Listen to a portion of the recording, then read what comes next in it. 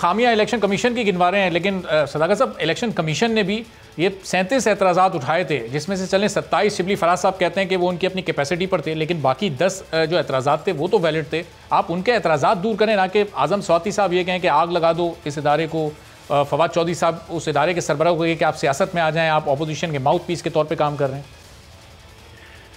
देखिए, इमरान खान साहब की हुकूमत पूरी भरपूर कोशिश कर रही है कि हम ये जो बहुत बड़ा एक कौमी मसला बना हुआ है, पिछली पूरी दहाई इसमें गुजर गई है, पूरी डेकेड गुजर गई है कि जो इलेक्शन होता है उस इलेक्शन के बारे में इतराज़ात उठते हैं। अभी जितने ज़िमनी इलेक्शन हुए हैं, चाहे वो जीबी का कश्मीर के अलावा पाकिस्तान में जितने ज़िमनी इलेक्शन हुए, सब पे जब अपोजिशन आती है तो वो कहती है जी इलेक्शन धांधली हुई।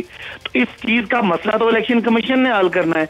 तो गवर्नमेंट जितनी कानून साजी में मदद करना चाहती है और जो इलेक्ट्रॉनिक वोटिंग मशीन हम इंट्रोड्यूस करना चाहते हैं वो इसीलिए है ताकि इदारे की भी रिस्पेक्ट हो और पाकिस्तान में हुकूमतें बन के अपना काम करें, ना कि वो धांधली का जवाब देती रहें और अपोजिशन जो है वो हुकूमत पे नुक्ताचीनी करे, ना कि वो उनको सिलेक्टेड या उस तरह के कोई बात करे।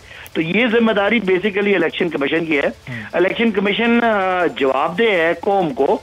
हम अपनी पूरी कोशिश कर रहे हैं। अगर हमें लगे कि इलेक्शन कमीशन उस कोशिश में सुप्रीम कोर्ट की डायरेक्शन में या हुकूमत और पार्लियामान के जो एक स्पिरिट है उसको फॉलो नहीं कर रहा, तो जाहिर है इदारों पर तनकीद तो इसी वजह से होती है। हम अभी कोई इलेक्शन तो हो नहीं रहा कि हम उसको तनकीद करके प्रेशराइज कर रहे हैं, लेकिन हम चाहते हैं कि वो रिफॉर्म करें, इस्लाहात करें। और जैसे आपने कहा 37 एतराज़ात हैं, 37 में से तो 27 एतराज़ तो उन्होंने दूर करने थे।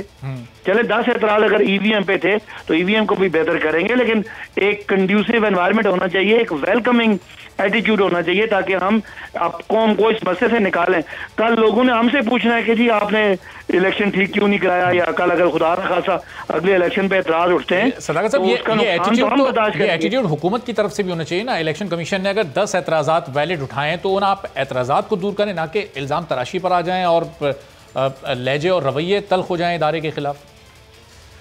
नहीं, वो हमारा मौक़िफ़ ये है कि उन्होंने मशीन को स्टडी किए बगैर जो हमारा जो एक्सपर्ट की मीटिंग से पहले ही एतराज़ कर दिए थे।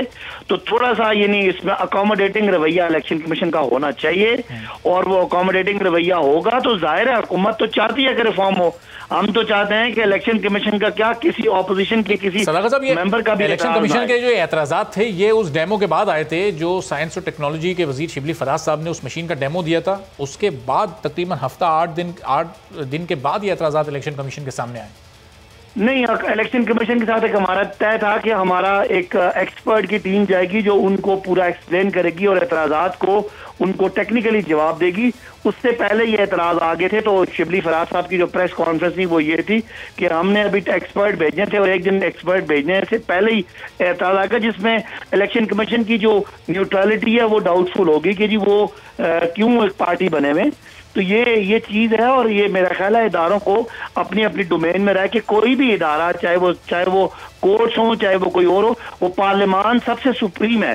पार्लियामान अवाम की राय के जरिए कानून साजी करती है और उसका भी एक तरीका ले डाउन है। उस कानून साजी में हम कानून साजी करने का इख्तियार रखते हैं और इलेक्शन कमीशन ने उसको एग्जीक्यूट करना है, लेकिन ऐसा ना लगे ना कि इलेक्शन कमीशन चाहता ही नहीं है कि रिफॉर्म हो। लेकिन सदाकत साहब, अगर इलेक्शन कमीशन पर भी आप उसकी कैपेसिटी से बड़ा बोझ डाल देंगे तो वो कैसे एग्जीक्यूट करेगा? इसकी ट्रेनिंग, मशीन की ट्रेनिंग का बड़ा इशू है। 2 साल से भी कम का वक्त है। पाकिस्तान में लाखों पोलिंग स्टेशन होते हैं, चलें बड़े शहरों के पोलिंग स्टेशन में तो इसकी ट्रेनिंग शायद बासानी दे दी जाए। वो जो गाँव देहात के दूर दराज के पोलिंग स्टेशन हैं जहाँ कोई तालीम का मेयार इतना ज़्यादा बेहतर नहीं है, शरह ख़वानदगी बहुत कम है, वहाँ पर जाकर किस तरह से इलेक्शन कमीशन इतने कम मुख्तसर वक्त में ट्रेन कर सकेगा अपने स्टाफ को? देखिए, 2 बातें। एक तो ये है कि खुदा न खासा ये एकदम से मशीन सामने नहीं आ जाएगी। हमने कहा हम ये जो अंजुमन ताजरान के इलेक्शन है, ये जो आपके चेंबर ऑफ कॉमर्स के इलेक्शन है, आपके वकला के इलेक्शन है, डिफरेंट जो छोटी एंटिटीज हैं उनके इलेक्शन में ट्राई करेंगे। उसके बाद इनको बल्दियाती इलेक्शन में ट्राई करेंगे। इसका प्रोटोटाइपिंग होती है, वो करेंगे। उसके बाद ट्रेनिंग, ये उसमें पता नहीं क्या समझा जा रहा है कि इसके अंदर पता नहीं कितना को कंप्यूटराइज चीजें और कोई 10 ऑप्शन, कुछ भी नहीं है। आपने जाके बल्ले के निशान पे, तीर के निशान पे, शेर के निशान पे, हाथी के निशान पे बटन दबाना है, बाकी खत्म। तो ये कोई ऐसी बात नहीं है जिसके लिए को बहुत ज्यादा ट्रेनिंग की जरूरत है। ये ट्रेनिंग होती है और ये 1-2 महीने में सबकी हो जाती है। और उसके बाद हमारे पास इस वक्त मीडिया, सोशल मीडिया बड़ा वाइब्रेंट है। हमें चेंज के लिए तैयार होना चाहिए। चले अभी बहुत सारे बेहतर भी किया जा सकता है। कितने बाई इलेक्शन हुए, अभी सियालकोट का इलेक्शन हुआ, उससे पहले डस्का का तो बहुत कंट्रोवर्शियल था, उसको आप हटा दें। उससे पहले आज़ाद कश्मीर, गिलगित बल्तिस्तान, उसमें से किसी भी इलेक्शन में आप इसको ट्रायल के तौर पर कहीं किसी एक पोलिंग स्टेशन में या एक हल्के में इस्तेमाल कर सकते थे। इतना वक्त क्यों ज़ाया किया फिर आपने? नहीं, उसको कैसे इस्तेमाल कर सकते हैं जब तक इलेक्शन कमीशन माने ही ना। तो देखे ना, इलेक्शन कमीशन मानेगा उस वक्त उसको ट्राई करेंगे ना। वैसे तो हम सैंपलिंग के लिए कर सकते हैं, लेकिन जितने इलेक्शन हुए हैं उनकी लेजिटिमेसी जब तक इलेक्शन कमीशन मानेगा नहीं, हम यही जब तक इलेक्शन कमीशन के एतराज़ात इलेक्शन में हो जाए, जब तक इलेक्शन कमीशन के एतराज़ात दूर नहीं होंगे, कोई ज़िमनी इलेक्शन हो उसमें करके फिर उसको अगर ये खुदा न खासा ये सेफ नहीं है तो हम भी नहीं चाहेंगे कि सेफ ना हो, लेकिन ये तो नहीं कि आप उसके सामने रुकावट बन जाए। लेकिन सदाकत साहब, जब तक हुकूमत वो एतराज़ात दूर नहीं करेगी इलेक्शन कमीशन के, तो इलेक्शन कमीशन कैसे मानेगा? इतने सारे एतराज़ात हैं, कोई 1-2 एतराज़ हों तो फिर एक बात है।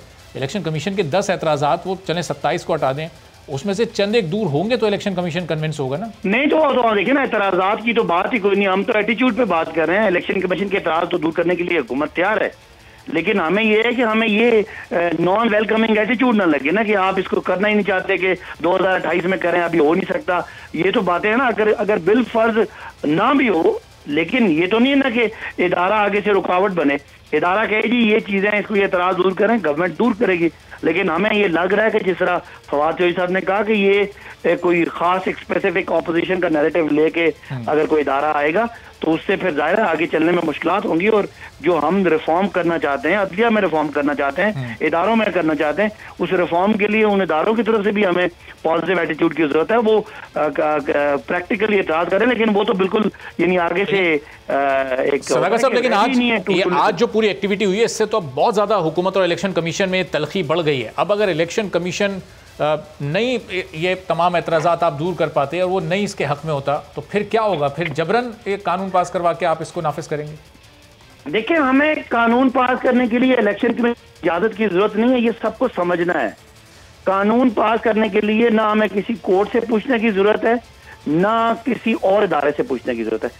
पार्लियामान सुप्रीम है, वो कोई भी कानून अक्सरियत से बना सकता है।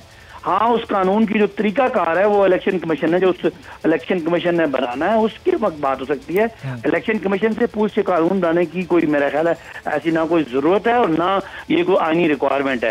लेकिन हॉलैंड, जर्मनी, आयरलैंड, इटली, ये इतने बड़े बड़े ममालिक में इसको इस्तेमाल करने के बाद मुस्तरद कर दिया गया, तो आखिर कहीं कोई वजूहात होंगी, कोई ऐसे एतराज़ात, कोई खामियां होंगी जो उन्होंने इसको मुस्तरद किया, वरना क्यों इसको आप इतने मुश्किल मुल्कों के नाम क्यों लेते हैं? आपके साथ ही मुल्क, आपके पड़ोसी मुल्क इंडिया, जिसका कल्चर, जिसकी रवायात, जिसमें तालीम, जिसका दीगर चीजें हमसे मिलती हैं, वहाँ इलेक्ट्रॉनिक वोटिंग मशीनें इस्तेमाल होती हैं और वहाँ पे इलेक्शन होते हैं, कोई दांधी नहीं, शोर शराबा होता। ये मिसालें बहुत सारी हैं और बहुत सारी इसमें इंप्रूवमेंट है। टेक्नोलॉजी जब आती है तो उसमें बहुत सारे बात भी होते हैं, लेकिन ये मुश्किल मुल्कों के नाम इसलिए लेने पड़ रहे हैं क्योंकि खान साहब जब भी बात करते हैं वो हमेशा वेस्ट की बात करते हैं, वो हमेशा यूरोप की बात करते हैं, वो बताते हैं कि वहाँ के कल्चर को उनसे बेहतर कोई नहीं जानता। तो फिर उन्हें ये क्यों नहीं पता कि हॉलैंड में इसका इस्तेमाल नहीं होता, जर्मनी में नहीं होता, आयरलैंड में नहीं होता, फिनलैंड में नहीं होता, इटली में नहीं होता? ये वही ममालिक हैं जिनके कल्चर को बड़ा बेहतर समझते हैं। नहीं, वो कल्चर को समझना और बात है, वो तो उनके कोई जो बेहतर मॉडल है। हर मुल्क में अपनी अपनी बात है, लेकिन अगर हमारा आपने माहौल या हमारा पॉलिटिकल माइंडसेट या हमारा कल्चर अगर आपने कंपेयर करना है तो आप रीजन से करेंगे। रीजन में वहाँ के अदालती सिस्टम की मिसालें देते हैं और वो वहाँ के पुलिसिंग सिस्टम की मिसालें देते हैं। यानी वो एक इंतहा पसंदी है, लेकिन उसके बावजूद इलेक्शन उनका फेयर माना जाता है। सब्सक्राइब करें और बेल दबाएं ताकि कोई खबर रह न जाए।